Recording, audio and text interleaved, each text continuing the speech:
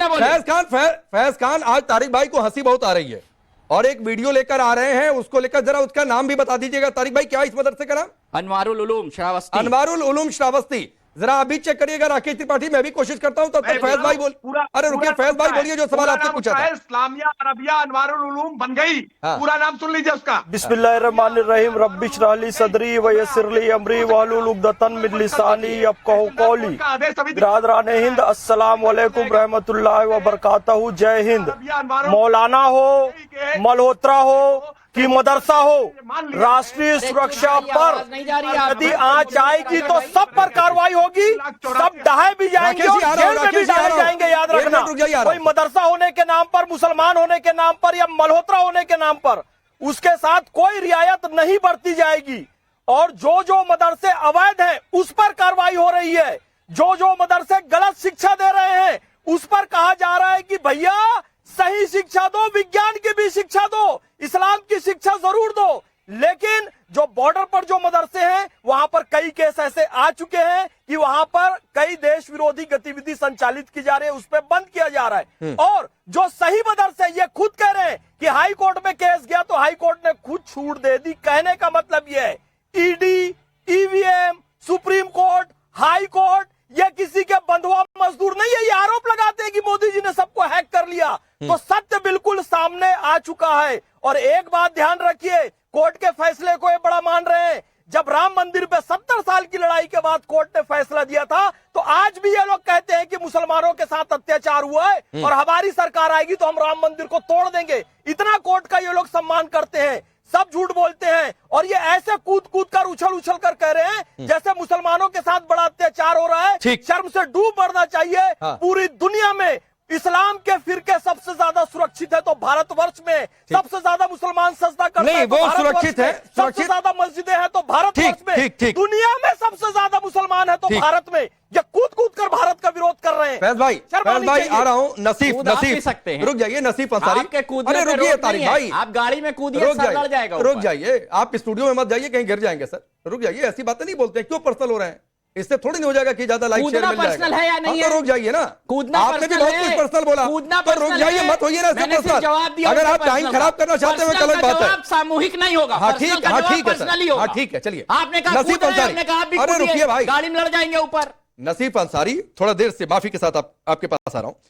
सवाल यह है, जो एक सवाल अभी अनछुआ रह गया, और सवाल यह है कि ये उम्मीद पोर्टल से कोई दिक्कत तो नहीं है? 6 जून को एक पोर्टल आ रहा है, सारी वक्फ संपत्तियां एक जगह पर रजिस्टर्ड रहेंगी। देखिए, सबसे पहले तो मैं जवाब वीएचपी के प्रवक्ता को देना चाहूंगा। उन्होंने झूठ कहा है, दुनिया चपटी है, ये कुरान में नहीं लिखा, ना ये मदरसे में पढ़ाया जाए। कुरान का रेफरेंस नहीं दिया। दुनिया को अल्लाह ने शुतुरमुर्ग के अंडे जैसा बनाया है और वो अंडा स्फेरिकल शेप में है और दुनिया जियोस्फेरिकल शेप में है। तो इस्लाम के नाम पर यही हम चाहते हैं कि मदरसे में पढ़ाया जाए। और दूसरा सबसे बड़ा बात बीजेपी के प्रवक्ता से है कि इस देश में अगर कुछ इलीगल है, अवैध है, तो वो मदरसा नहीं है। अगर कुछ इलीगल अवैध है तो वो चाइना का गांव है जो अरुणाचल प्रदेश में बसा हुआ है। वो चाइना जो 38,000 स्क्वायर किलोमीटर जमीन। अरे आपसे उम्मीद पोर्टल पर पूछा है, चीन के एक्सपर्ट नहीं है नसीफ अंसारी। मैं नहीं बीच में आना चाह रहा हूं कि आप बहुत देर से आपको बोलने का मौका मिला, लेकिन आपसे चीन पर नहीं पूछा सर, और ना तो चीन पर डिबेट चल रही है। कर रही है उससे चाइना पाकिस्तान खुश हो रहा है। मैं आपसे प्लीज पाकिस्तान को खुश मत कीजिए। नसीफ भाई सुनिए, चाइना पाकिस्तान को, अरे नसीफ सुनिए ना सर, चाइना पर डिबेट नहीं चल रही है, ना इंडिया पाकिस्तान पर डिबेट चल रही है, तो उधर जाने की गलती मत करिए। मैं किसी को जाने नहीं दूंगा। आपको डिबेट का टाइम खराब करना है, ये आप सोच कर आए, वो एक अलग बात है। तो सर आपसे सवाल पूछा, वक्फ के रजिस्ट्रेशन के लिए एक पोर्टल आ रहा है 6 तारीख को, उम्मीद उसका नाम है। आपको इससे कोई दिक्कत है या आपको ठीक लग रहा है? देखिए, वक्फ बोर्ड ऑलरेडी भारत में है, सब जगह काम कर रहा है, ये सब करने की कोई जरूरत नहीं थी। सुप्रीम कोर्ट में मामला भी चल रहा है, सुप्रीम कोर्ट जो फैसला देगा हम लोग उसको मानेंगे। तो पोर्टल का तो सवाल ही नहीं उठता है। और जहां तक मदरसा में रोक लगाई क्या सुप्रीम कोर्ट ने? तो आप मदरसा में कोई अच्छा एजुकेशन नहीं दे सकते हैं। नहीं, यह कहा है सुप्रीम कोर्ट ने कि रजिस्ट्रेशन बंद रहेगा। नहीं कर सकती है, जो को इंसाफ नहीं दिला पाए। भाई सुनिए ना, मैं कह रहा हूं कि फैक्ट पर होकर बात किया करिए। 2 रोक है सिर्फ, और उस 2 रोक के अलावा इस कानून पर कोई स्टे नहीं है, कोई रोक नहीं है, जिसमें रजिस्ट्रेशन आराम से हो सकता है, कोई दिक्कत नहीं है। कुछ उसमें कोर्ट के जरूर सवाल थे कि जो बहुत पुरानी 14वीं 16वीं शताब्दी की जो मस्जिदें उनको कैसे रजिस्टर करेंगे, उसका सॉल्यूशन देगी सरकार। लेकिन कहीं से रजिस्ट्रेशन पर कोई रोक नहीं है, तो आप कैसे कह देंगे कि रोक है? मैं पूछ रहा हूं उम्मीद पोर्टल से कोई दिक्कत है तो बताइए क्या दिक्कत है। देखिए ये जो वक्फ बिल है पूरा संविधान के खिलाफ है ना, तो उसको फिर वही कैसे बात माना है। जाएगा। बात सिर्फ 2 कौड़ी जमीन की नहीं है, ना मस्जिद मदरसे की है, बात संविधान की है। आर्टिकल 14, 15, 25, 26, 29 का ये वायलेशन प्रभु, करता है ये बिल। ये बिल नसीफ धर्म अंसारी आजादी के खिलाफ है, सुनिए, धार्मिक आजादी के खिलाफ है। नसीफ अंसारी सुनिए, वक्फ कानून पर कोई रोक नहीं है। और यूजर के पिछले जी आर्टिकल कहते क्या है ये? एक बार मेरी रिक्वेस्ट आपके पास आर्टिकल क्या कहते हैं? इन लोगों को कभी नहीं आप बताइए। राकेश जी मेरी रिक्वेस्ट इनसे पूछिए आर्टिकल 15 क्या कहता है।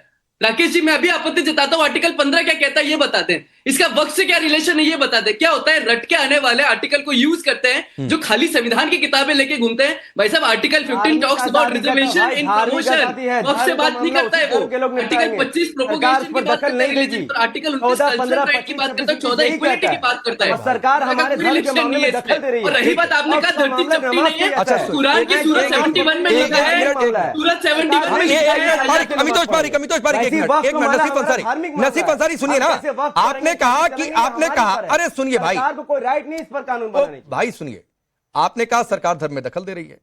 सरकार आपको वक्फ करने से रोके तो फिर अलग बात है।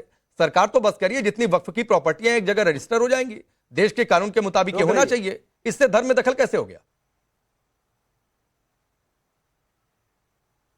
सरकार ये कह रही है कि अगर कोई मुसलमान वक्फ करेगा तो 5 साल तक उसे प्रैक्टिसिंग मुस्लिम। अरे फिर मिला रहे हैं। मैंने आपसे उम्मीद पोर्टल को लेकर पूछा, सरकार आप नहीं अभी इसीलिए तो इस बिल का विरोध कर रहे हैं हम लोग। ये उल जलूब, ये पढ़े लिख के नहीं आते हैं लोग, हटाओ इनको। मैं वक्फ बाय यूजर का कैसे रजिस्ट्रेशन होगा पूछे, लेकिन जो आज मुसलमान बनेगा वक्फ बाय यूजर जो 1000 साल से कब्रिस्तान है उसका वक्फ बाय यूजर का पोर्टल में कैसे रजिस्ट्रेशन? अरे भाई मेरे नसीब सुनिए, जिनके मैं वक्फ पर ओवरऑल डिबेट नहीं कर रहा हूं। सुनिए, मामला देश की सबसे बड़ी अदालत में है, अदालत तय करेगी। एक फैसला आया है 6 तारीख को एक पोर्टल, और कोर्ट ने भी कहा कि भाई रजिस्ट्रेशन होना चाहिए, इससे पारदर्शिता आएगी। एक सवाल जरूर कोर्ट का था कि 14वीं 16वीं शताब्दी के मस्जिदों को रजिस्टर कैसे करेंगे, सरकार उसका रास्ता दे। रजिस्ट्रेशन पर कोई रोक नहीं। मैं आपसे उम्मीद पोर्टल पर पूछ रहा हूं, आप वक्फ बाय यूजर, अरे कोर्ट देख रही है ना, कोर्ट का वर्जन आने दीजिए, कर लेंगे उस पर भी चर्चा। आपकी दलीलें टिकती है कि उनकी दलीलें टिकती है, लेकिन राकेश त्रिपाठी उम्मीद पर नहीं बोलेंगे, पोर्टल पर नहीं बोलेंगे। रजिस्टर करवाने में दिक्कत है क्योंकि पर्दे के पीछे का खेल वो खत्म ना हो जाए।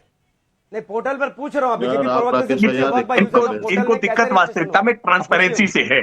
इनको दिक्कत इस उम्मीद से है कि इस देश में ट्रांसपेरेंसी आने जा रही है। इसमें आज दूध का दूध पानी का पानी होने जा रहा है। ठीक वैसे ही जैसे तारिक खान को मैंने अभी आपकी डिबेट में दुरुस्त कर दिया, अब तारिक खान के लिए परेशानी होगी कि कैसे वो जिस मदरसे का जिक्र कर रहे थे जमुना के, कि हाईकोर्ट ने उसको रद्द कर दिया, लेकिन अब तहसीलदार कोर्ट का उसके बाद का आदेश है, उस आदेश को नहीं पढ़ करके आए हैं कि कैसे वो सरकारी जमीन पर बना हुआ था। झूठ ना बोले। अरे तारिक भाई, अरे मैं वहां जा रहे हैं, ये झूठ क्या वीडियो है। एक